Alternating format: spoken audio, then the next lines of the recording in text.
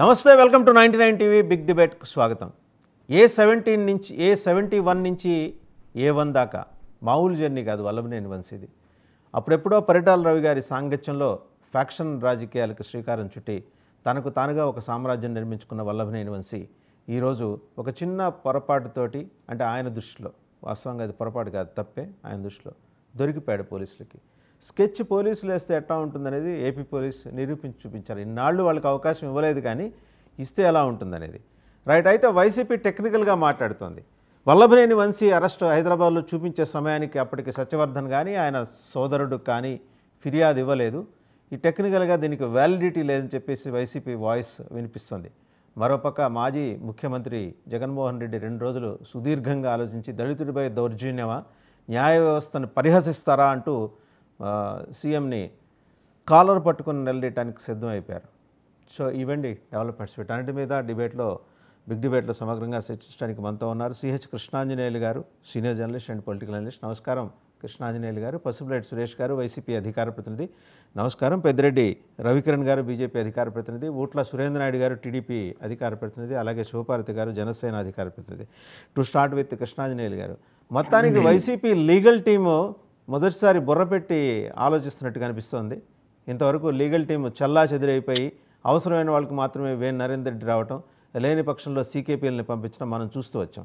Technical point అది court ముందు నిలుస్తుందా లేదా అనే విషయం పక్కన పెడితే వాళ్ళు అడిగిన దాంట్లో కొంత పాయింట్ కనిపిస్తున్నట్టు జనం అనుకుంటున్నారు. ఏమంటారు కృష్ణాంజనేయులు గారు? వాసుదేవన్ గారు నమస్తే. ప్యానల్ మెంబర్స్ అందరికి కూడా నమస్కారం. వైఎస్ఆర్ కాంగ్రెస్ పార్టీ తీసుకొచ్చినటువంటి వాదన కానీ ఆ టెక్నికల్ పాయింట్స్ ఇవన్నీ కోర్టు ముందు నిలబడినప్పుడు వాళ్ళ వాదనలో పసలేదు అని అనుకోవాలి. వాస్తవంగా ఈ కేసులో అంత లోపాలు ఉన్నాయి అవి ఇవి అనుకుంటే కోర్టు ముందు వాళ్ళ వాదనలు వినిపించి రిమాండ్కి వెళ్లకుండా చేసుకోవాల్సినటువంటి పరిస్థితి ఉంది.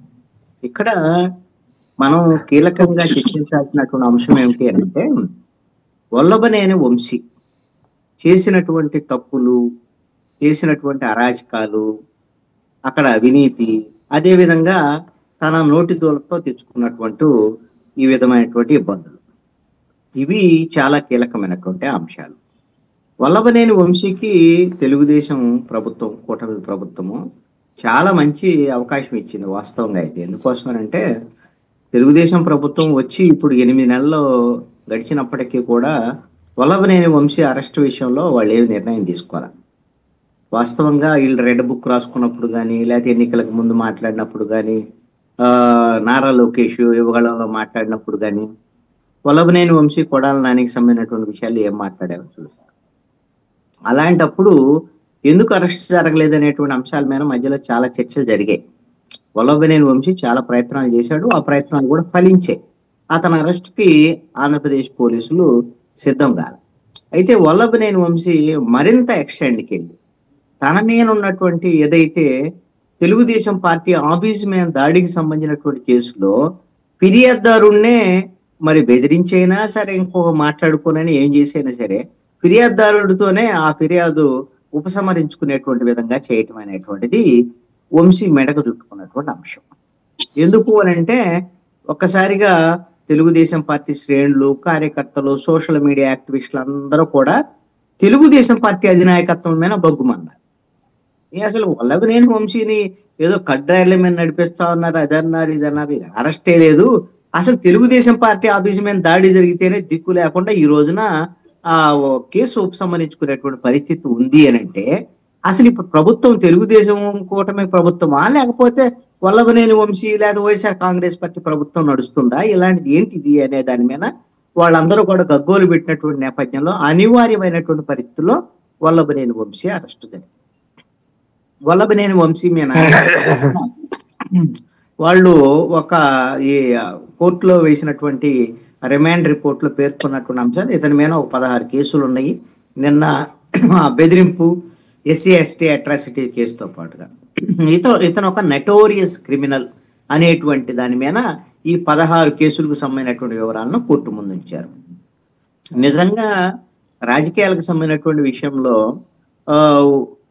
ఒకళ్ళతో నేను అనుకుంటాను నటోరియస్ క్రిమినల్ కిందే ఉన్నాడు వల్లభనేని వంశీ.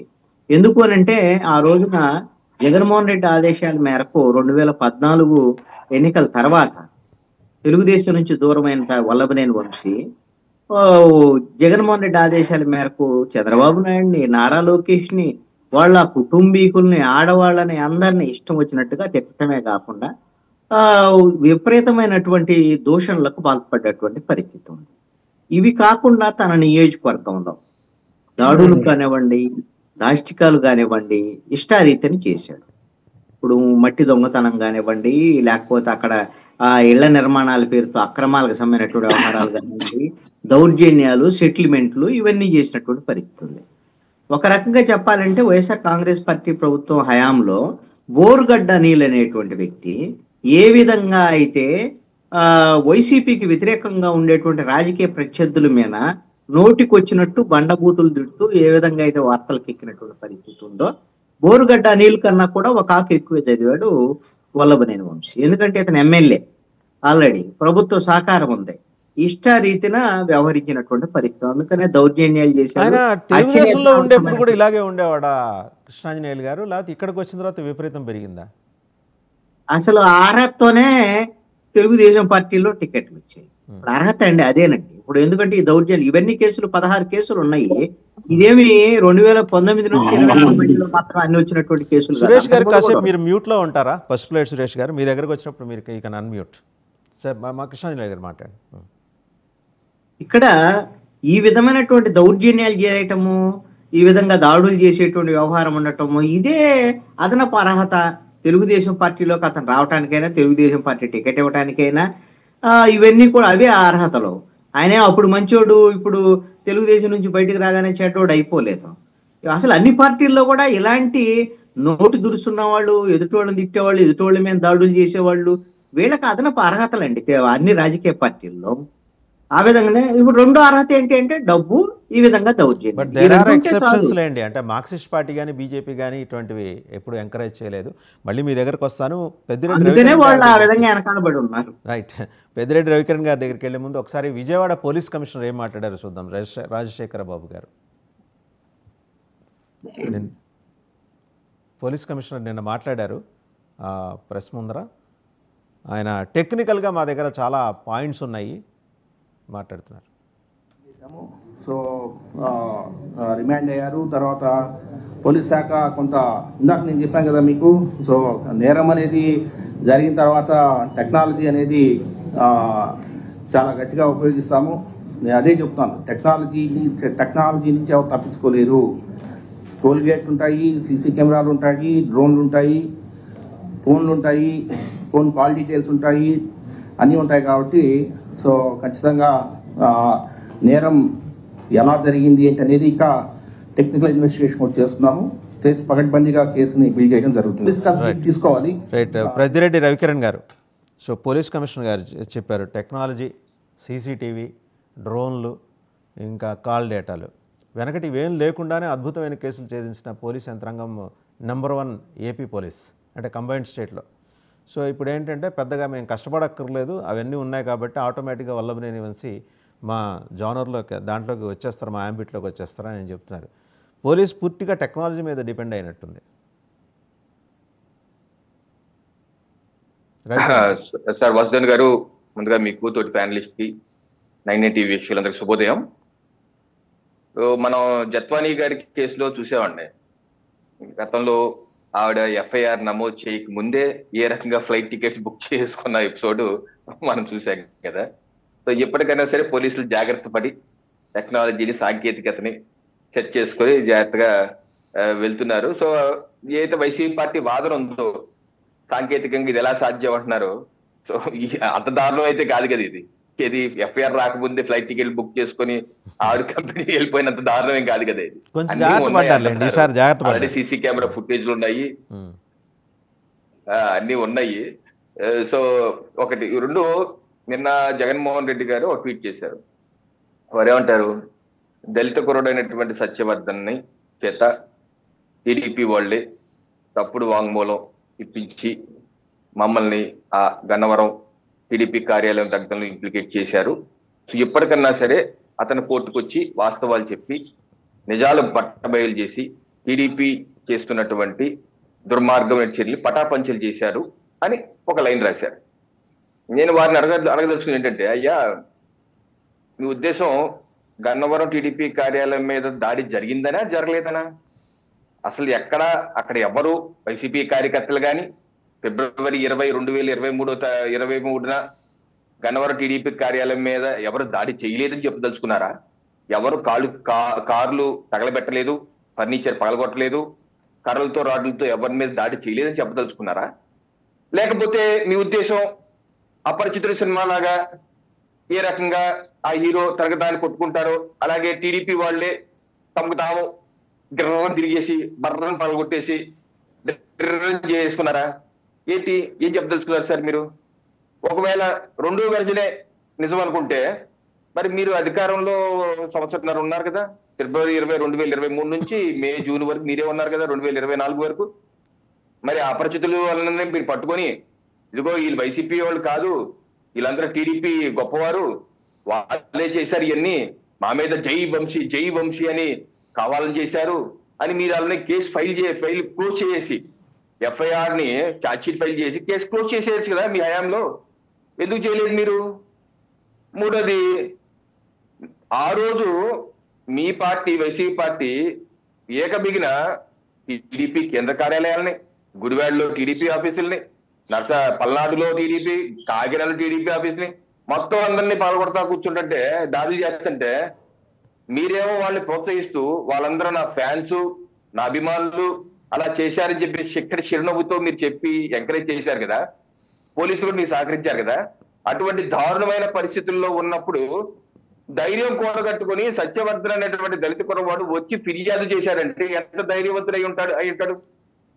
మీ మీద మా తెలుగుదేశం పార్టీ కార్యకర్త అయ్యుండి మా ఆఫీస్ మీద దాడి చేశారని ఏ పరిస్థితుల్లో అయితే మీరు ఆ రోజు మీ పార్టీ నాయకులు, ప్రభుత్వము, పోలీస్ యంత్రాంగం ఒక దాష్టికం చేస్తున్నారో దానికి కూడా భయపడలేదు ఆ కుర్రాడు.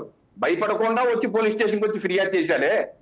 మరి ఈ రోజు ఎందుకు భయపడిపోతున్నాడని మీరు ఏదో రాశారు కదా ట్విట్టర్లో, అతను ఏదో ఇబ్బంది పెట్టేశారని. ఈ రోజు ఎందుకు భయపడతాడు? అతని పార్టీ ప్రభుత్వమే కదా ఉంది ఇక్కడ, అతని ప్రభుత్వం అండర్లోనే పోలీసులు ఉన్నారు. అతను ఫిర్యాదు ఇచ్చిన దాని మీదే కదా 88 మంది మీద కేసులు పెట్టారు, 45 పైచిలకు మంది అరెస్టులు చేశారు. ముమ్మరంగా జరుగుతుంది ఎఫ్ఐఆర్. అప్పుడు మీరు బుక్ చేసిన ఎఫ్ఐఆర్ కొత్తగా ఎఫ్ఐఆర్ కాదు సార్, ఇది కొత్తగా ఎఫ్ఐఆర్, అప్పుడు ఎఫ్ఐఆర్ ముమ్మరంగా జరుగుతుంటే దేని చూసి సత్యవర్ధన్ కి భయం వచ్చిందని ట్విట్టర్ లో జగన్మోహన్ రెడ్డి గారు మాడిపోతున్నారు. ఈ సమంజసమా సార్? ఈ సమంజసమా? ఎవరన్నా నమ్ముతారా ఇది? మీ ప్రభుత్వం మీద, మీ నాయకుల మీద భయపడలేని వ్యక్తి ఇప్పుడు భయపడిపోతున్నాడా? మేము నమ్మాలా? పైగా దళితుల మీద మీరు ముసలి కన్నీరా?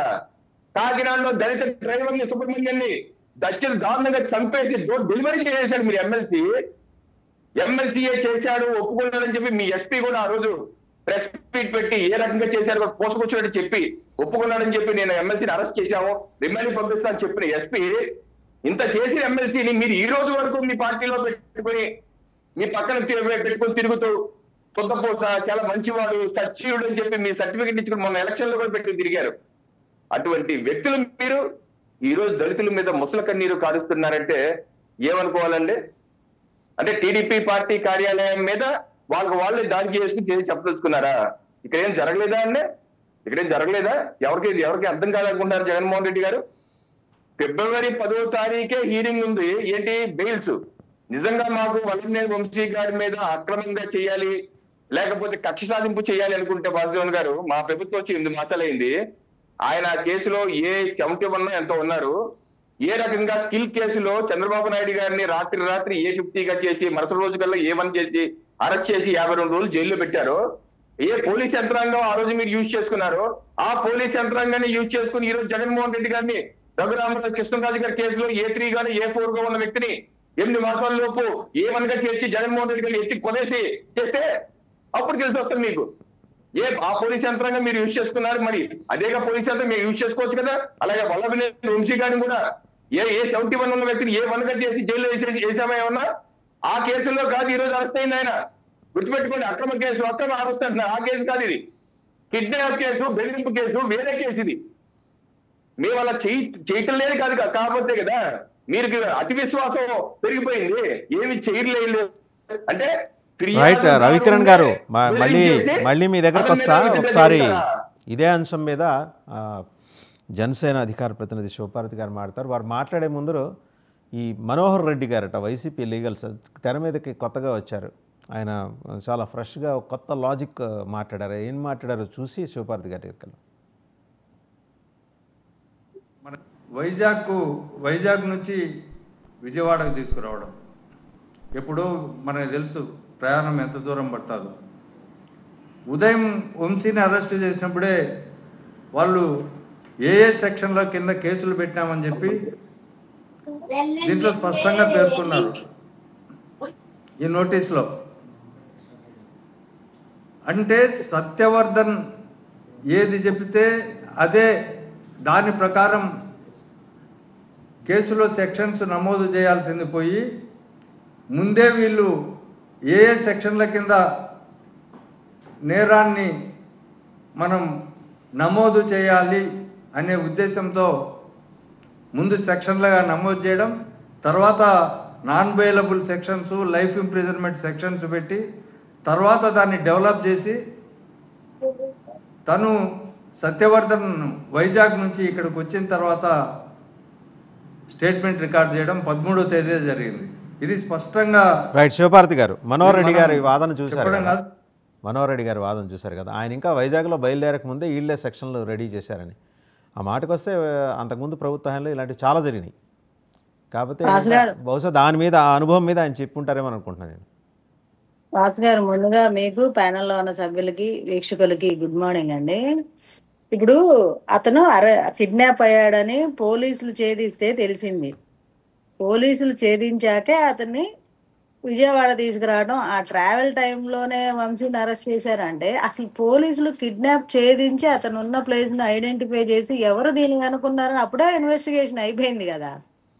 అతన్ని బయటకు తీసుకురావడంతోనే ఎవరున్నారని తెలిసిపోయింది. అప్పుడు ఎవరున్నారని తెలిసిపోయిన వెంటనే వాళ్ళు అక్కడ వైజాగ్లో ఉండి ఇక్కడ అరెస్ట్ చేస్తారా?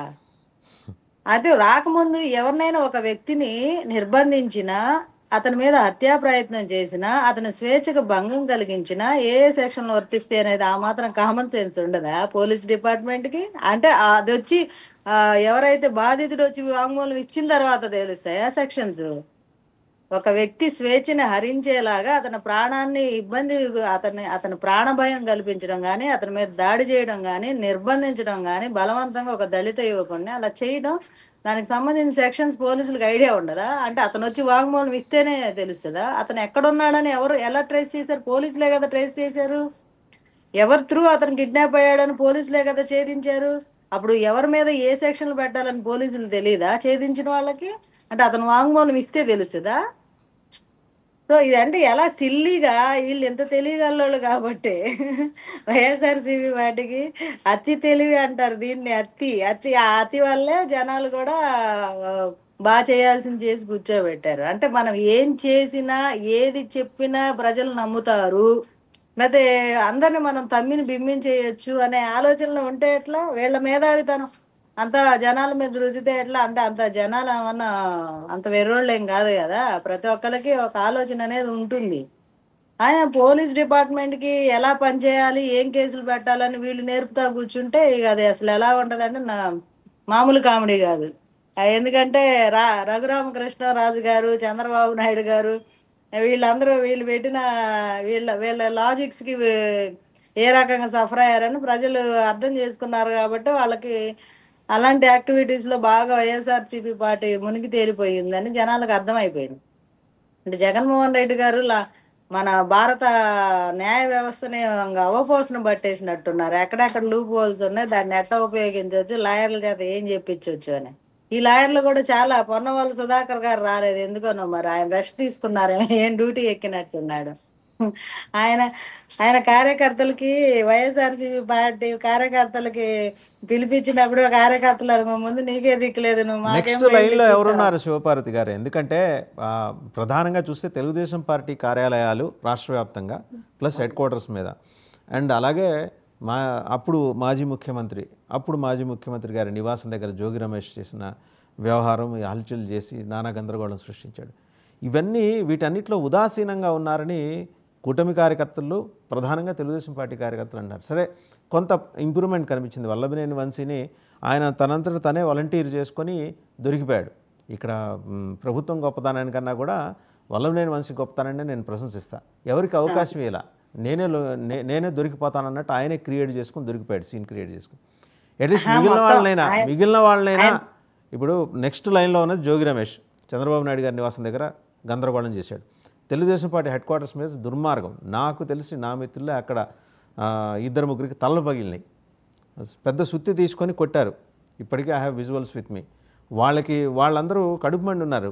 మరి ఆ విషయంలో దాడి చేసిన దేవినేనైనా సేఫ్ ఉన్నాడు. వాళ్ళందరూ స్కెచ్ చేసి ప్రైమ్ కల్ప్రిట్స్గా ఎస్టాబ్లిష్ అయిన తర్వాత కూడా ఇంకా ఉదాసీనత ఇంత కనిపిస్తోంది. ఇప్పుడు ఏమైనా ప్రోగ్రెస్ ఉండొచ్చు అనుకుంటున్నారా? ఖచ్చితంగా ఉంటదండి. ఎవరు వదిలే ప్రసక్తి అయితే లేదు కదా. ఉంటే వల్లభనేని వంశీ గారు ఆయన ఏదో ట్రై చేశారు, కిడ్నాప్ చేశారు కాబట్టి అరెస్ట్ అయింది అనుకోవడం పొరపాటు. అంతకుముందు ఉన్న 16 కేసులు కూడా ఇప్పుడు వచ్చాయి కదా, క్యారీ ఫార్వర్డ్ అవుతున్నాయిగా, అవ్వకుండా ఏమి ఉండవు. ఇప్పుడు ఒక ప్రాసెస్ ప్రకారం పోలీసులు ఇన్వెస్టిగేషన్ చేసినప్పుడు సరైన ఆధారాలు సేకరించడంలో కొంత జాప్యం అనేది జరిగింది. అంత మాత్రానికి వాళ్ళని వదిలేసినట్టు కాదు, ఏదో వాళ్ళకేందో పట్టించుకోనట్టు కాదండి. ఖచ్చితంగా పట్టించుకుంటారు. ఒకసారి హోమ్ మినిస్టర్ గారు ఏం మాట్లాడారు చూసి సురేంద్ర నాయుడు గారి దగ్గరికి వెళ్దాం. అనిత గారు మాట్లాడారు, అలాగే సవిత మాట్లాడారు.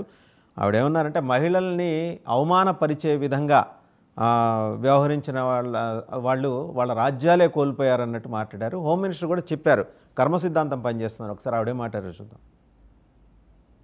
తను చేసుకెళ్ళిపోతుంది. తప్పు చేసిన వాడికి ఏదో టైంలో శిక్ష తప్పదు, వెళ్తుంది. దానికి మనం రకరకాల మనుషులు రకరకాలుగా మాట్లాడుతున్నారు. నిన్న వైఎస్ఆర్సీపీ వాళ్ళందరూ బయటకు వచ్చి డీసీపీ ఆఫీసులో మాకు రిప్రజెంటేషన్ ఇవ్వలేకపోయాము ఇలాంటి మాటలు మాట్లాడుతూ ఉంటే కర్మ సిద్ధాంతం అన్నది నాకేదో గుర్తొచ్చింది. కర్మ సిద్ధాంతం సురేంద్ర నాయుడు గారు కర్మ సిద్ధాంతం అనే మాట వాడారు. అంటే ఎక్కువ మన పోలీస్ ఎస్టాబ్లిష్మెంట్ చేయాల్సిన వర్క్ కన్నా కూడా ఎక్కువ కర్మ సిద్ధాంతం మీదే బ్యాంక్ అయిందా గవర్నమెంట్?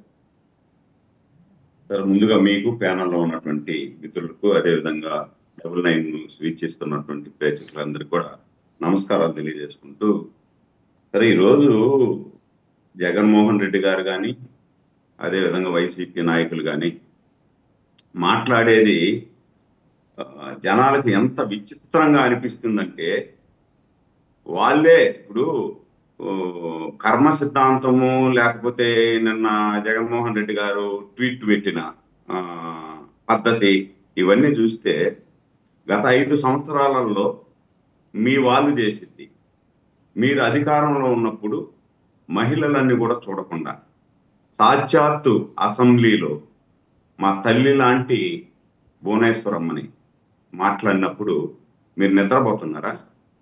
దుర్యోధనుడు లాగా, ఇప్పుడు అసెంబ్లీ కదా, అది దేవాలయం లాంటి అసెంబ్లీ కదా, నిండు సభలో ద్రౌపది మాతని అవమానం పరిచినప్పుడు ఏ విధంగా నిండు సభలో దుర్యోధనుడు లాగా వెక్కిలి చేష్టలు చేస్తూ నవ్వుతూ మీరు ఆస్వాదించారో ఆ విధంగా అసెంబ్లీలో ఆస్వాదించారు కదా మీరు.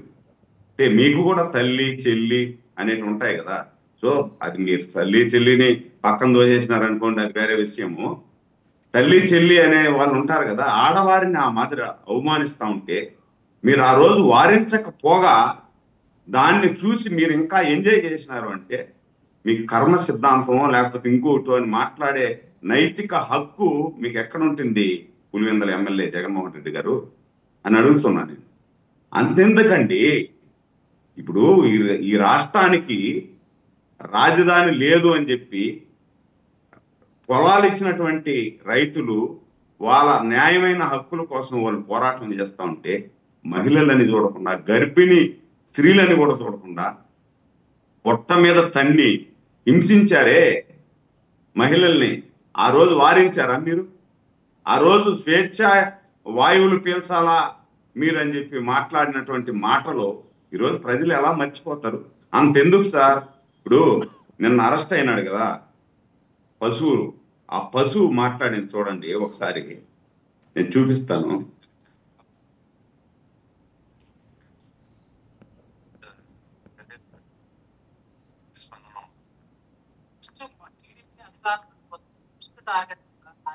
జగన్ నేను తెలుగుదేశంలో ఉన్నాను, అధికారంలో ఉన్నప్పుడు కూడా నేను వైసీపీలో ఉన్నాను. అసెంబ్లీలో ఆడియో క్లారిటీ లేదండి. మా భాష ఇప్పుడు ఇతను ఏమంటాడంటే కర్మ సిద్ధాంతము ఈక్వల్ రియాక్షన్, అదేదో చెప్పాడు, యాక్షన్ టు ఈక్వల్ రియాక్షన్ అని. అదే కదా జరిగింది. ఇప్పుడు నేను కూడా అంతకుముందు తెలుగుదేశంలో ఉన్నాను. దాని తర్వాత తెలుగుదేశంలో ఉన్నప్పుడు కూడా కొడాలి నాని ఏదంటే అది మాట్లాడినాడు. ఆ రోజు పీకుతాను అన్నాడే. మరి ఏం పీకాడు? నేను ఆ రోజు తెలుగుదేశంలో ఉన్నాను, ఏం పీకలేదే 2014 నుండి 2019 వరకు. ఇప్పుడు కూడా ఏం పీకుతాడు? ఖర్జూర నాయుడు, లమంగ నాయుడు అని మాట్లాడినాడే. అంటే మెంగలేనోడు మంగళవారం అన్నాడంట, మెంగలేని వాడు మంగళవారం అన్నాడంట అని చెప్పేసి అన్నాడు ఇతను. పాపం నాకు కూడా ఒక బాధ ఉంది సార్. ఇతను మెంగలేనోడు మంగళవారం అన్నాడు కదా, మంగళవారం వేసి ఉంటే బాగుండేది. ఇతన్ని బుధవారం వేశారు. మెంగలేనోడు మంగళవారం అనకుండా బుధవారం వేసినారనే బాధ ఉంది. అంటే ఇప్పుడు మింగినారు కదా, ఏం పీకుతాడో పీకమన్నారు కదా. ఇప్పుడు ఈయన ఏం పీకుతున్నాడో, లోపల కట్ల కడుతున్నాడా పీకుతున్నాడా అనేది ప్రజలకు తెలుస్తుంది కదా. ఇప్పుడు మీ ఇష్టానుసారం మీరు ఇప్పుడు మీ రాజకీయ జీవితం ఎక్కడి నుండి ప్రారంభించారండి? తెలుగుదేశం నుండే కదా. తెలుగుదేశం పార్టీలో మీ రాజకీయ జీవితాన్ని ప్రారంభించి పరిటాల రవి గారి ఛత్రఛాయలో ఆయన చెప్పండి, అది పరిటాల రవి గారి ఛత్రఛాయలో ఫ్యాక్షన్ రాజకీయాలతో మొదలైంది ఆయన జర్నీ. మీరు ఇగ్నోర్ చేయలేరు కదా, అది వాస్తవంగా మాట్లాడండి చౌదరి గారు. మీకు రాజకీయ భిక్ష పెట్టింది తెలుగుదేశం పార్టీ. తెలుగుదేశం పార్టీ నువ్వు విభేదించచ్చు, వెళ్ళొచ్చు సార్, పార్టీ మారచ్చు, తప్పులేదు. వెళ్ళిన తర్వాత ఇప్పుడు మన అమ్మని, మన తల్లిని, మన చెల్లిని, లేకపోతే మన తండ్రిని విభేదించ. పార్టీ మారిన ఆయన ప్రిన్సిపల్ మర్చిపోలేదు, ఆయన నమ్ముకున్న ఫ్యాక్షన్ తోనే కొనసాగాడు అన్ని చోట్ల. అదే అట్లా అని చెప్పి మనం ఎలా అంటే అలా మాట్లాడడం కాదు కదా. ఇప్పుడు రేవంత్ రెడ్డి గారు ఉన్నారండి. రేవంత్ రెడ్డి గారు ఈ పార్టీలో తెలుగుదేశంలో నేర్చుకున్నాడు, ఆయన పోయినాడు బయట, ఆయన పని ఆయన చేసుకుంటున్నాడు. ఎక్కడ విభేదించలా, విమర్శించలా. మీరు వ్యక్తిగత విమర్శలు చేసి ఈరోజు మంగళవారం మెంగలేరు అంటే నేను ఇప్పుడు రేవంత్ రెడ్డి గారి టాపిక్ మనం విడిగా మాట్లాడుకుందాం అండి. దాంట్లో చాలా పెద్ద లెందీ సబ్జెక్ట్, అది మనం విడిగా మాట్లాడుకుందాం. ఈ పర్టికులర్ ఆస్పెక్ట్ ఏమంటానంటే సార్, ఇప్పుడు జగన్మోహన్ రెడ్డి గారు పులివెందుల ఎమ్మెల్యేగా ఉన్నటువంటి జగన్మోహన్ రెడ్డి గారు గత 5 సంవత్సరాలలో మీ పార్టీ నాయకులు చేస్తున్నటువంటి కార్యక్రమాలను చూసి మీరు ఏ విధంగా అయితే ఎంజాయ్ చేశారో, మాకు ఆ విధంగా ఎంజాయ్ చేద్దామంటే మా నాయకులు ఒప్పుకోవడం లే. మాకు కూడా బాగా ఎంజాయ్ చేద్దామని ఉంది. వీళ్ళ ఆర్తనాదాలు, వీళ్ళ శ్రవణానందంగా మనం కూడా ఎంజాయ్ చేద్దాం అనుకుంటే మా పార్టీ సురేంద్ర నాయుడు గారు అట్లీస్ట్ ఒక కదలిక వచ్చింది. నేను అనేది అంటే ఒక కదలిక వచ్చింది. ముందర మీ పార్టీ హెడ్ క్వార్టర్స్ మీద దాడి చేసినప్పుడు తలలు పగిలిన వాళ్ళ విషయంలో వాళ్ళ ఆవేదన ఏదో అడ్రస్ చేయమని చెప్పండి మీ నాయకత్వానికి. ఒకసారి పసుపులేటి సురేష్ గారి దగ్గరికి వెళ్దాం సార్. ఒకే సెకండ్ లేదు సార్, చేయలేదు సార్. కూటమి ప్రభుత్వం చేయలేదు సార్. ఆ విధంగా చేసుంటే కొడాలి నానిని ఇప్పుడు ఆ రోజు ఏం చెప్పారు, డ్రాయర్ మీద నడిపిస్తామన్నారు. ఈరోజు ఎక్కడ సార్ డ్రాయర్ మీద నడిపిలేదు కదా. మాకు ఆనందం పొందాలి కదా. వీళ్ళ దగ్గర మేము ఎంత అవమానపడినాం.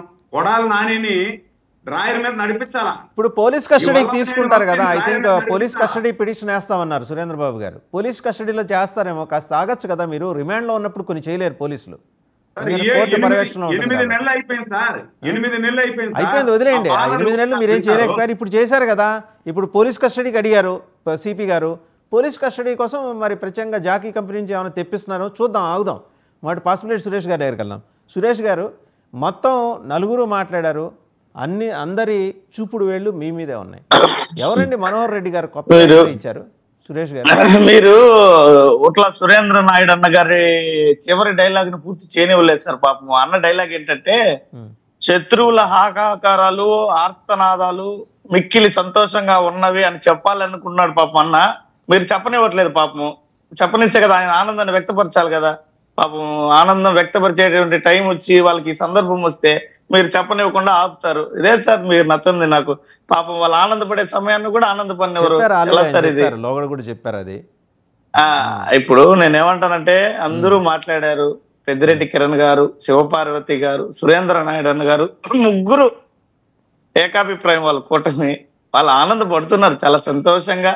ఆహా వంశీ గారు లోపలికి వెళ్ళారు, ఇంకా లోపలికి వెళ్ళింది కాదు, ఆయన ట్రీట్మెంట్ వేరే విధంగా చేయాలి, అలా చేయాలి, సురేంద్ర అన్న చెప్పినట్టు కడ్రాయర్ మీద తిప్పాలి, మీరు అన్నట్టు ఆ జాకీనో ఇంకా వాకీనో ఏదో ఒకటి తెచ్చి వేయాలి, కస్టడీలో లేకపోతే పోలీస్ కస్టడీ రిమాండ్ లో చేయలేము, కస్టడీలో పోలీసులు కోరి పోలీసుల్లో చేయొచ్చు అనేది చేస్తారు.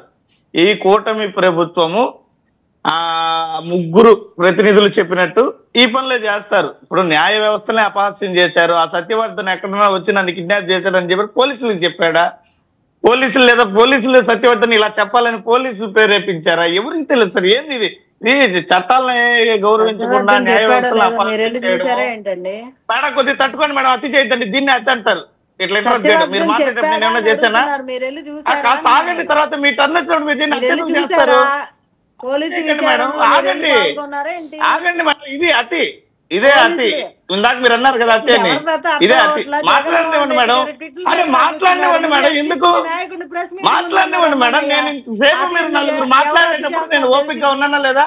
మీరు మధ్యలో ఏంటంటే మీరు మాట్లాడే మాత్రం జడ్జి మాత్రం మీరే కన్ఫ్యూజ్ చేస్తున్నారు. నేనేమైనా ఇంటర్వ్యూ చేశానా? ఎందుకు అతి చేస్తున్నారు? మేము చేసామా? ఎందుకు అతి చేస్తున్నారు మేడం? ఎందుకు మేడం? శివపార్వతి గారు మమ్మల్ని ఎందుకు డిబేట్ చేస్తారా? శివపార్వతి గారు ఆయన మాట్లాడివ్వండి, మాట్లాడిన తర్వాత మీరు మాట్లాడచ్చు. శివపార్వతి గారు లెట్ హిమ్ స్పీక్ అవుట్, ఆయన మాట్లాడివ్వండి, తర్వాత మీరు మాట్లాడదురు కానీ. ఎవరి అభిప్రాయాలు మేడం, నేనే మిమ్మల్ని ఇంటరప్ట్ చేయట్లేదు కదా, నా అభిప్రాయం నన్ను చెప్పనివ్వండి. ఎందుకు అంటే ఇప్పుడు ఎలాగో మాకు ఇప్పుడు మీ కూటమి ప్రభుత్వంలో మా గొంతు నొక్కాలనే ప్రయత్నిస్తున్నారు. కనీసం ఇలాంటి డిబేట్లలో కూడా మమ్మల్ని మాట్లాడినవరా? వినలేరా? ఓపికలు లేవా? అత్యంటారు మేడం, ఇదే ఇందాక మీరు కాబట్టి 8 నెలలు మీ వాళ్ళు బయట ఉన్నారు. ఓపిక ఉంది కాబట్టి అదే సార్ ఇప్పుడు వెళ్తారు. ఇప్పుడు చేయగలిగింది శివపార్వతి గారు ఆయన మాట్లాడండి, డోంట్ క్రాస్ టాక్ వద్దు. నేను ఇక్కడ ఒకటే చెప్తున్నాను సార్, ఖచ్చితంగా మీరందరూ చెప్పింది వాస్తవమే. కక్ష సాధింపు దాడులకు మాత్రమే ఈ ప్రభుత్వం పనిచేస్తుంది తప్ప నిన్న ఒక మహిళ పైన యాసిడ్ దాడి జరిగింది సార్, దాని మీద అంత వేగవంతంగా పనిచేస్తుందా ఈ వ్యవస్థ? సూటిగా అడుగుతున్నాం. నిన్న జరిగిన ఘటన పైన ఈ హోంమంత్రి గారు కానీ, ఈ రాష్ట్ర ముఖ్యమంత్రి కానీ, డిప్యూటీ సీఎం పవన్ కళ్యాణ్ గారు కానీ ఈ వంశీ గారి మీద చూపినంత, వంశీ గారి అరెస్ట్ వెనుక చూపినంత శ్రద్ధ, పోలీసు వ్యవస్థ చూపినంత శ్రద్ధ. ఆగండి మేడం, ఏంటిది? దాడి చేసినోడే అన్న పట్టుకోకుండా ఆయన మాట్లాడండి. శివపార్వతి గారు మ్యూట్ చేయండి. శివపార్వతి గారు మీరు కాస్త ఆగండి మేడం, ఇదే అంటారు ఆయన మాట్లాడండి. మళ్ళీ అతి చేస్తారు, మమ్మల్ని అంటారు. మీరు మాట్లాడండి సార్. సురేష్ గారు విశేషణాలు ఆపేయండి, ఎడ్జెక్టివ్. ఇప్పుడు సార్ ఆవిడ ఇంతకు ముందు కూడా మాట్లాడతారు, జడ్జి మాదిరి అన్ని ఆవిడే తీర్పులు ఇచ్చేసినట్టు. క్షమించేయండి, మీరు మాట్లాడండి. ఏకైక మహిళ ఆవిడ ప్యానెల్లో కాదనట్లేదు సార్, మీ గౌరవం. నేను అదే పనిగా చెప్పాను కదా. ఇప్పుడు వ్యవస్థ ఏ విధంగా వెళ్తోంది? సత్యవర్ధన్ అనేటువంటి వ్యక్తి న్యాయమూర్తి ఎదుటి ఇచ్చినటువంటి వాంగ్మూలాన్ని కూడా వీళ్ళు గౌరవించలేదు, మళ్ళీ అరెస్టులు అన్నారు. సరే ఓకే, ఇప్పుడు అతన్ని ప్రలోభ పెట్టాడన్నారు. ఇంతకు ముందు పెద్దిరెడ్డి రవికిరణ్ గారు మాట్లాడుతూ వాళ్ళ గవర్నమెంట్ ఉండేటప్పుడు, అపోజిషన్ గవర్నమెంట్ ఉండేటప్పుడే భయపడని వ్యక్తి ఈ రోజు వాళ్ళ అధికారంలో ఉన్న పార్టీ ఉన్నప్పుడు భయపడతారన్నాడు. వ్యాలిడ్ పాయింటే కదా సార్ ఇది వర్మ గారు? ఆ రోజు ప్రతిపక్షంలో ఉన్న తెలుగుదేశం పార్టీ, అధికారం పక్షంలో ఉన్నటువంటి వైఎస్ఆర్ కాంగ్రెస్ పార్టీ. ఈ రోజు అధికార పక్షం తెలుగుదేశం, ప్రతిపక్ష పార్టీ వైఎస్ఆర్ కాంగ్రెస్ పార్టీ. మరి ఆ రోజే భయపడినటువంటి సత్యవర్ధన్ ఈ రోజు భయపడతాడా అని రవికిరణ్ గారు. మరి ఎందుకు ఆయన అక్కడ వాగ్మూలం ఇచ్చాడు? భయపడే అవకాశమే లేదు కదా. మరి పోలీసులు ముందుగానే ఏ రకమైనటువంటి సెక్షన్లు పెట్టాలి ప్లాన్ గా ప్రిపేర్ చేసుకొని ఆ సెక్షన్ల నుంచి దానికి అనుగుణంగా కేసును మలుపుతున్నారనేది వాస్తవం. ఆవిడ పంకజశ్రీ గారికి కనీసం సమాచారం లేదు. మళ్ళీ అడిగితే మళ్ళీ దాని మీద లీగల్ టీం అందరూ ఫైట్ చేస్తే అప్పటికప్పుడు ఇస్తారు, సెక్షన్లు మాత్రమే ఇస్తారు. కేసు ఏంటనేది ఎవరు, ఏ కేసు మీద తీసుకెళ్తున్నాం, ఏ కేసు మీద అదుపులోకి తీసుకున్నాం ఎవరు, ఓన్లీ సెక్షన్స్ మాత్రమే ఇస్తారు. అంటే వాళ్ళకి ఈ విషయంలో తెలిసింది ఏంటంటే ముందు సెక్షన్లు తెలుసు పోలీసులకి, కేసు తెలియదు. ఈ సెక్షన్లు అయితే పెట్టి తీరాలి, నాన్ అవైలబుల్ పెట్టాలి, యావజ్జీవ కారాగారం ఉండాలి, ఇంకా కఠినమైన శిక్షలు పడేదానికి కేసు అయితే పెడతామనేది తెలుసు పోలీస్ శాఖకి. కానీ ఏ కేసు అనేది ఎక్కడ కూడా వాళ్ళు బహిర్గతం చేయలేదు, ఇవ్వలేదు కూడా. ఒక ఎవరైనా ఉన్నప్పుడు వారి న్యాయ సహాయం పొందడానికి పోలీసులు ఖచ్చితంగా ఏ కేసు మీద తీసుకెళ్తున్నాం, దాని పూర్వాపరాలేంటి, ఎప్పుడు జరిగింది, ఎందుకు జరిగింది, ఇందులో ఇతని పాత్ర ఏంటి, ఇలాంటి వివరాలు ఖచ్చితంగా ఇవ్వాలి. న్యాయ సహాయం పొందడానికి ప్రతి పౌరుడికి హక్కు ఉంది. మరి దాన్నంతా ఉల్లంఘించలేదా ఇవన్నీ చెప్పి చేయడానికి సురేష్ గారు ఇవన్నీ చెప్పి చేయడానికి పోలీసులు పేరంటానికి వెళ్ళలేదు, పెళ్లికి వెళ్ళలేదు, ఒక అక్యూజ్ని అరెస్ట్ చేయడానికి. ఇవన్నీ చెప్పి చేశారా? మీ 5 ఏళ్ళలో మీరు చేశారా ఎప్పుడైనా? అట్లీస్ట్ రాజశేఖర్ బాబు గారు అన్నారు మా దగ్గర సీసీటీవీ ఫుటేజ్ ఉంది, మా దగ్గర డ్రోన్లు ఉన్నాయి. ఇప్పుడు మీరు కక్ష సాధింపని మీరే ఒప్పుకుంటున్నారా వర్మ గారు? చెప్పండి. మీరు చేసింది అదే కదండి, మీరు చేసింది అదే కదా. ఓకే, ఇప్పుడు కక్ష సాధింపు ఈ ప్రభుత్వం చేస్తుంది, మేము చేస్తాం అనుకుందాం. 1 సెకండ్, మీరు ఇప్పుడు ఈ ప్రభుత్వం ఇప్పుడు అదే చేస్తుంది, రైట్? కక్ష సాధింపు ఎందుకైతే వాళ్ళకి అవకాశం దొరికినప్పుడు యాజ్ పర్ లా వెళ్ళారు. మీకు నచ్చకపోవచ్చు, అది మీకు నచ్చి తిరాలని లేదు. చట్టం ధర్మం నీకు నచ్చాలని అవసరం లేదు. కట్రాయితో చెప్పాలి, వాళ్ళ ఆహాకారాలు వినపడాలి, వాళ్ళ మంగళవారం ఎత్తుకొని ఉండాలి. ఇక్కడ వీళ్ళని శాంతి పరచడానికి, ఈ కూటమి కార్యకర్తలను శాంతి పరచడానికో వాళ్ళ కక్ష సాధింపులు తీర్చుకోవడానికో అధికారాన్ని ఉపయోగించుకుంటున్నారు. ఇది ఎంతవరకు న్యాయం చెప్పండి? న్యాయం ఇప్పుడు అతను ఇచ్చినట్టు స్టేట్మెంట్ ని మార్పు చేస్తున్నారు. సురేష్ గారు ఇప్పుడు మీ పార్టీకి ఒక సంప్రదాయం ఉంది, చాలా ఖచ్చితంగా ఫాలో అవుతారు. అంటే మీ పార్టీలో పెద్దోళ్ళు లీడర్స్ ఎవరైనా అరెస్ట్ అయితే వేం నరేందర్ రెడ్డి అని టీం వెంబడే రంగంలో దిగుతారు. సరే, ఇతను కూడా ఏదో ఒక రకంగా సహాయం అందుతోంది. ఇప్పుడు కొత్తగా మనోహర్ రెడ్డి గారు ఎంట్రీ ఇచ్చారు. చాలామంది కార్యకర్తలు రకరకాల దాడులకి భయపడి రాష్ట్రం వదిలి పారిపోయారు. వాళ్ళకి ఏమైనా న్యాయ సహాయం చేస్తున్నారా మీరు? ప్రతి ఒక్క కార్యకర్తని వైఎస్ఆర్ కాంగ్రెస్ పార్టీ కాపాడుకుంటుంది సార్, దానిలో ఎటువంటి అనుమానం లేదు. ఇక్కడ మేము ఎక్కడ కూడా ఈరోజు వల్లభనేని వంశీ గారి అరెస్టు ఖచ్చితంగా అక్రమమని పూర్తిగా వాళ్ళ ప్రొసీజర్ నుంచి తప్పులు ఉన్నాయి సార్, ఎవరు కాదన్నారు. ఇది ఇక్కడ ఏదో సంతోషం కొద్ది ఆనందం కొద్ది వీళ్ళందరూ కూడా దాన్ని అవును జరిగిపోయింది అనొచ్చు. దాని వెనక ఎన్ని తప్పులు చేస్తున్నారో రేపు న్యాయస్థానాల్లో రుజువు చేస్తాం మేము. రైట్, ఒకసారి కృష్ణాంజనేయులు గారు సురేంద్ర నాయుడు గారు క్విక్గా చెప్పండి. సురేష్ చాలా గొప్పగా చెప్తున్నారు. సురేష్, నేను అడుగుతున్నా, తిరుపతే కదా, మన ఇద్దరిది తిరుపతే కదా, మనం ఇక్కడ కార్పొరేషన్ ఎన్నికలు చేసాం కదా మనం, కరుణాకర్ రెడ్డి పీరియడ్, దాని తర్వాత టౌన్ బ్యాంక్ ఎన్నికలు చేసాం కదా, అప్పుడు ఇంట్లో నుండి అలాగే ఎత్తపోయి స్టేషన్ లో పారేసినారే, అప్పుడు ఏం కేసు పెడుతున్నావు సురేంద్ర నాయుడు నీ మీద అని చెప్పి పోలీసు వాళ్ళు రాసి ఎత్తపోయి లోపలేశారా మనల్ని? నేను మర్చిపోయినా, నువ్వు అప్పుడు జనసేనలో ఉన్నావు కదా, ఇప్పుడు వైసీపీలో వచ్చినావు కాబట్టి జనసేనలో ఉన్నావు కాబట్టి నీకు తెలిసి ఉండకపోవచ్చు. నేను చెప్తున్నాను, తెలుసుకో.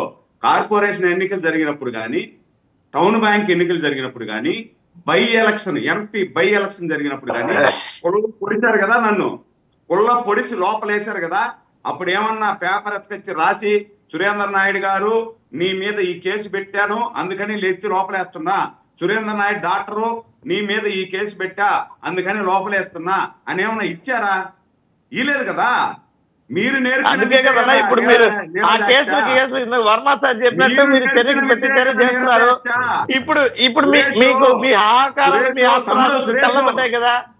అభినయ్ రెడ్డి గారి పైన 3 కేసులు అన్న, అభినయ్ రెడ్డి గారి పైన 3 కేసులు, సంతోషం ఆనందం. మా కార్పొరేటర్ని కిడ్నాప్ చేశారు, మీకు సంతోషం. మీరు అంటే నేను ఇదే చెప్తున్నా జరిగి అన్న. చెప్పండి వినమ్మా సురేష్, విను.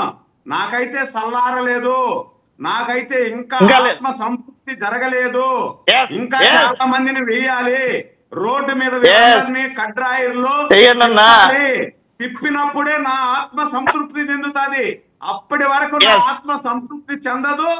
ఎవరైతే ఓంకార్ గాని, దళిత డాక్టర్ సుధాకర్ గాని వీళ్ళందరూ చనిపోయారే, వాళ్ళ ఆత్మ శాంతించాలంటే మీరు ఎవరెవరైనా దాడులు చేశారో ఎందుకన్నా వాళ్ళ ఆత్మలు ఉన్న మీ గురించి చెప్పండి. మీకు ఇప్పుడు మీ యొక్క ఆత్మ సంతృప్తి చెందాలా? నాకు కూడా సంతృప్తి చెందాలి. అప్పుడు చేస్తున్నామని మీరు స్పష్టంగా చెప్తున్నారు. ఓకే, సురేంద్ర నాయుడు గారు చెప్పారు. కృష్ణాంజనేయులు గారు, సరే ఇవన్నీ పక్కన పెడితే చింతమనేని ప్రభాకర్ అబ్బాయి చౌదరి గొడవైందండి. వాళ్ళు హఠాత్తుగా వాళ్ళు కూడా ఇది చాలదన్నట్టు పక్క నుంచి అదంతా చూసారా మీకు? మోసగాళ్ళు కృష్ణ గారిని చేసేప్పుడు వచ్చేలాక ఆయన కారు ముందు ఈయన కారు అడ్డం పెట్టడం, గొడవకు దిగటం, మరీ పాత ఫార్ములాలోకి వెళ్ళిపోతున్నారు. ఎప్పటికప్పుడు ఇన్నోవేషన్స్ అవుతున్నాయి, ఆర్టిఫిషియల్ ఇంటెలిజెన్స్ వచ్చింది, అయినా కూడా సేమ్ ఓల్డ్ ఫార్ములా. ఇప్పుడు వాసుదేవన్ గారు ఇప్పుడు వల్లభనేని వంశీకి అరెస్ట్ లేకపోతే బహుశా మీడియా మొత్తానికి అదే ప్రధానమైనటువంటి చర్చనీయాంశంగా ఉండేది. మీరు చింతమనేని ప్రభాకర్ని మీడియా అంతా మర్చిపోతే అతనికి బాధగా ఉంటది కదండి. ఖచ్చితంగా బాధగా ఉంటది. కాబట్టి మరి నన్ను గుర్తించండి, ఏంటి నా పరిస్థితి ఏంటి, మీరు ఒకసారి అప్పుడప్పుడన్నా నా గురించి ఒకసారి కొన్ని వార్తల్లో ఉండాలి కదా అనేటువంటి దాని మీద ఆయన ప్రయత్నం ఆయన చేశారు. నిన్న ఆయన ప్రెస్ మీట్ కూడా చూశానండి. ఘటన జరిగిన తర్వాత జరిగినటువంటి పరిణామాలు ఇవన్నీ. ఘటన జరిగిన రోజేమో అర్ధరాత్రి మీడియాలో, మొత్తం సోషల్ మీడియాలో తెలుగుదేశం పార్టీ వాళ్ళు చింతమనేని ప్రభాకర్ మీద హత్యాయత్నము, ఆయన సెక్యూరిటీ నుంచి తుపాకులు లాక్కొని కాల్చేయాలనేటువంటి ప్రయత్నము, దాడికి ప్రయత్నము, అబ్బాయి చౌదరి, ఇలాంటివన్నీ కూడా చాలా చాలా సోషల్ మీడియాలో బాగా నడిచినాయి. అయితే నిన్న చింతమనేని ప్రభాకర్ ప్రెస్ మీట్ పెట్టి చెప్పింది ఏంటంటే, అబ్బాయి చౌదరి పెళ్లికి వచ్చినటువంటి నేపథ్యంలో వాళ్ళ కారు అడ్డం ఉందని వాళ్ళ కారు డ్రైవర్ని నేను తిట్టిన మాట వాస్తవం అని చెప్పాడు.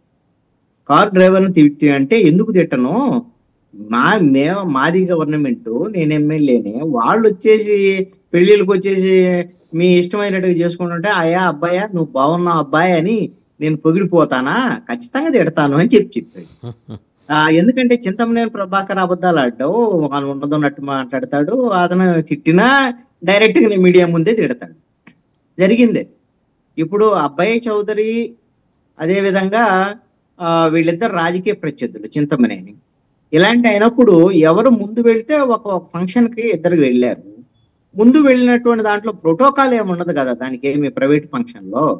ఆయన మాజీ ఎమ్మెల్యే అయినంత మాత్రాన మరి చింతమనేని ప్రభాకర్ లేటుగా వచ్చాడు, అబ్బాయి చౌదరి ముందు వెళ్ళాడు. అక్కడ ఏమిటి అని అంటే, మేము వచ్చేసరికల్లా మొత్తం ఖాళీ చేసి ఉండాలి, అంతేగాని మీరెవరు మా కార్లు అడ్డం పెట్టి ఉంచడానికి అనేటువంటి దాని మీద చింతమనేని ప్రభాకర్ ఆగ్రహం వ్యక్తం చేసినటువంటి పరిస్థితి. ఇది వాళ్ళిద్దరికి సంబంధించినటువంటి అంశం అండి. ఇది ఏమో పెద్ద పబ్లిక్ ఆస్పెక్ట్ లో. ప్రభాకర్ ఏం మాట్లాడారో చూద్దామా, మీరు అన్నారు కదా, ఒకసారి చూద్దాం. ఆయన బుక్ అంటే వాళ్ళు ఏం చేశారో ఊరికి నమోదు చేసుకున్నాం తప్ప వాళ్ళు చేసినటువంటి చర్యల్ని రెడ్ బుక్ ఇంప్లిమెంట్ అవుతుందని అనుకోవద్దు. రెడ్ బుక్ రాసింది కేవలం వాళ్ళు ఏం రాశారో, ఏం మమ్మల్ని ఇబ్బంది పెట్టారో గుర్తుపెట్టుకోవడం కోసం రాశాం. అది ఇంప్లిమెంట్ చేయాలంటే సగం మందిలోనే ఉండేవాడు. ఇప్పటికే ఎక్కడికక్కడ అరే పాదయాత్ర చేస్తుంటే రానివ్వా, అమరావతి రైతులు వస్తుంటే అమరావతి రైతులను అడ్డుకుంటారా? వాళ్ళు ఏం చేశారు? భూమి ఇచ్చి ఏమి నేరం చేశారు? వాళ్ళని పాదయాత్ర చేసుకునేవరా? అంటే స్వేచ్ఛ లేదా ఈ రాష్ట్రంలో? వైఎస్ఆర్ వాళ్ళకే కుట్టుకొచ్చిందా? ఎక్కడికక్కడ ఫ్లెక్స్లు కట్టడం, వాళ్ళు రాకోకుండా అడ్డుకుంటాం, దాడులు చేయటం, ఇక్కడ ఉందా సంస్కారం? ఈ సంస్కారం అంతా నేర్పింది ఎవరు ఈ రాష్ట్రానికి? జగన్మోహన్ రెడ్డి అన్న కంపెనీయా కాదా? రైట్. పెద్దిరెడ్డి రవికిరణ్ గారు, సో చింతమనేని ప్రభాకర్ గారు ఓ మాట అన్నారు, రెడ్ బుక్ ఇంప్లిమెంట్ చేయడం మొదలెడితే సగం మంది ఈ పాటికి లోపల ఉండేవాళ్ళని. అంటే ఇంప్లిమెంట్ చేసే ఆలోచన మీ కూటమి ప్రభుత్వానికి ఉందా? ఇప్పుడు వాసుదేవన్ గారు, వల్లభనేని వంశీ గారి కేసు ఒక్కసారి చూడండి. నిజంగా రెడ్ బుక్ అమలు చేయాలి అంటే ఆయన్ని 8 మాసాల పాటు వెయిట్ చేసి అసలు ఆయన మీద బుక్ అయిన కేసులో కూడా ఆయన అరెస్ట్ చేయలేదు. ఒకటి. 2, పైపెచ్చు ఆయన ఏం చేశాడు? ఆయన రాజాద్రి రాజ్యాంగం ప్రకారం ఫిర్యాదుదారుణ్ణే కిడ్నాప్ చేసి అతనితోనే కోర్టులో ఎఫిడవిట్ ఎన్ని పట్టుకు తీసుకెళ్లి కేసు విత్డ్రా చేయించేటట్టు చేశాడు. అంటే ఇప్పుడు మా ప్రభుత్వానికి ఇది ఒక చెంపపెట్టు లాంటిది. మనం కక్ష సాధింపు చేయొద్దు. మా ముఖ్యమంత్రి గారు, మా పవన్ కళ్యాణ్ గారు, మా పురంధేశ్వరి గారు చెప్తున్నారు కక్ష సాధింపు వద్దని. కానీ కేసు విచారణ పోలీసు యంత్రాంగం సిస్టమేటిక్ గా చేస్తున్నారా? రాష్ట్రంలో సంచలనాత్మకమైనటువంటి ఈ కేసు, ఇది గన్నవరం టీడీపీ కార్యాలయంపై దాడి చేసిన కేసు లేదు, ఫిర్యాదుదారుడినే కిడ్నాప్ చేసి విత్డ్రా చేయించారంటే, రేపు తాడేపల్లి టీడీపీ కేంద్ర కార్యాలయాలపై దాడి చేయించి ఫిర్యాదు చేసినటువంటి అతను కూడా కంప్యూటర్ ఆపరేటరే. అతను కూడా రేపు కోర్టులో ఇదే ఫీడ్బ్యాక్ పట్టుకుని వెళ్ళి జడ్జి గారి ముందు ఇది నేనేం లేదు అక్కడ అని చెప్పి చేస్తాడు. ఇలాగే చేసుకుంటూ వెళ్తామా మనం? నిజంగా రెడ్ బుక్ అమలైతే వాసుదేవన్ గారు ఈ రకంగా ఉంటుందా అండి? వాళ్ళు ఇంకా రాజారెడ్డి రాజ్యాంగం ఇంప్లిమెంట్ అవుతుంది. పోలీసులు ఇంకా కన్నుమిన్ను కాకుండా ఏ రకంగా అతన్ని ఇది ఫిర్యాదుదారుడు సత్యవర్ధన్నే కిడ్నాప్ అయ్యాడు అన్న విషయాన్ని పోలీసులు పసిగట్టలేకపోయారు. కోర్టులోకి వచ్చి అతను సాక్ష్యం చెప్తే తెల్లమొహం వేసుకుంది ప్రభుత్వం, పోలీస్ యంత్రాంగం. ఇది it's a wake up call for our government. నిద్రపోతున్నారా ఏమన్నా? ఇంత ముఖ్యమైన కేసులో అటు వాళ్ళ పార్టీ ఎవరు ప్రభుత్వం. అందుకే కదా మీ డిప్యూటీ చీఫ్ మినిస్టర్ గారు టైమ్ అండ్ అగైన్ చెబుతోంది. అందుకే కదా రవికిరణ్ గారు time and again law and order విషయంలో మనం మరింత పటిష్టంగా ఉండాలని. ఆయన చెబితే మళ్ళీ కూటమిలో మీ నాయకులకు కోపాలు వస్తాయి. ఆయన చెప్పేది కరెక్టే కదా. సరే ఎనేవో చూద్దాం. మరి ఆయనతో పాటు వల్లభనేని వంశీతో పాటు ముగ్గురిని అరెస్ట్ చేశారు. రిమాండ్ నుంచి పోలీస్ కస్టడీకి తీసుకున్న తర్వాత ఇప్పుడు సురేంద్ర నాయుడు గారి కోరిక మేరకు అదేదో అన్నారు కదా, దాని ప్రకారం జరుగుతుందేమో. జరిగితే ఆ రోజు సురేంద్ర నాయుడు గారు మళ్ళీ వచ్చి తన ఆనందాన్ని ప్రకటిస్తారేమో, అది కూడా చూద్దాం. Thank you very much for watching Big debate.